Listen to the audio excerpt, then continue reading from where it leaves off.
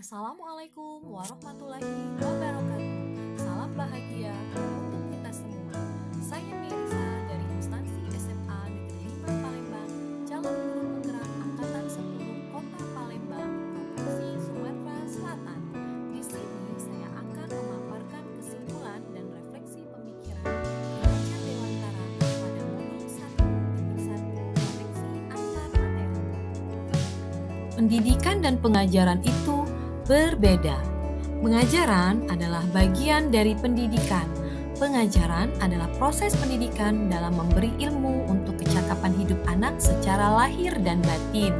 Sedangkan pendidikan pada hakikatnya adalah menuntun atau memberi tuntunan terhadap segala kekuatan kodrat yang dimiliki anak agar ia mencapai keselamatan dan kebahagiaan setinggi-tingginya, baik sebagai manusia maupun sebagai anggota masyarakat.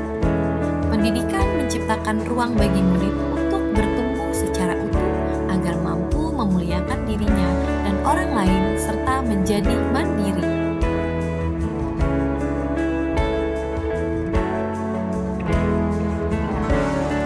Sebelum mempelajari modul 1.1 tentang pemikiran Ki Hajar Dewantara, pembelajaran yang saya lakukan hanya sebatas mentransfer materi pembelajaran saja. Saya menganggap bahwa ketuntasan dalam menyampaikan materi lebih penting daripada memahami karakteristik murid. Biasanya, saya hanya melihat nilai murid hanya dari aspek kognitif saja.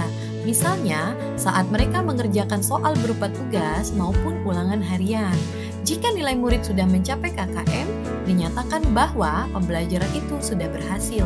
Selain itu, saya pun beranggapan bahwa murid hanya sebagai objek pembelajaran, sehingga pembelajaran terpusat pada guru atau menggunakan metode picture center.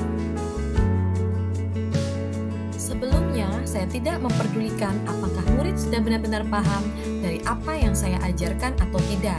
Karena fokus utama saya lebih kepada ketercapaian materi, mengingat materi yang saya ajarkan cukup padat pada setiap semesternya. Saya pun hanya meminta siswa untuk menghafal materi yang saya ajarkan tanpa memikirkan bagaimana agar materi tersebut dapat dipahami dengan sepenuhnya. Sehingga saya pun sering merasa gagal dan mengeluh jika banyak murid yang tidak tuntas setelah melakukan evaluasi.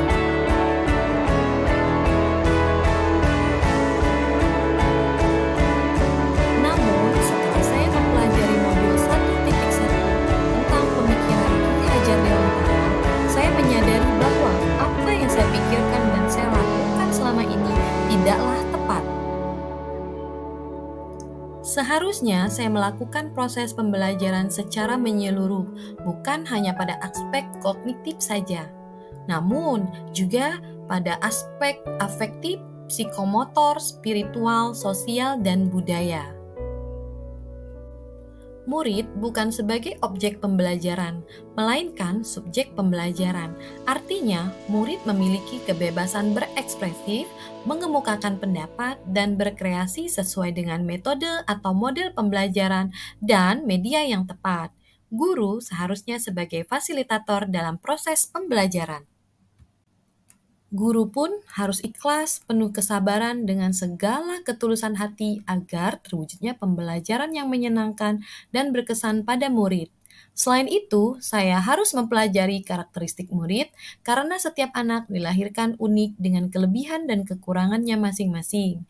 Saya harus menghargai setiap karakteristik murid, memberikan mereka kesempatan untuk tumbuh sesuai dengan kodratnya.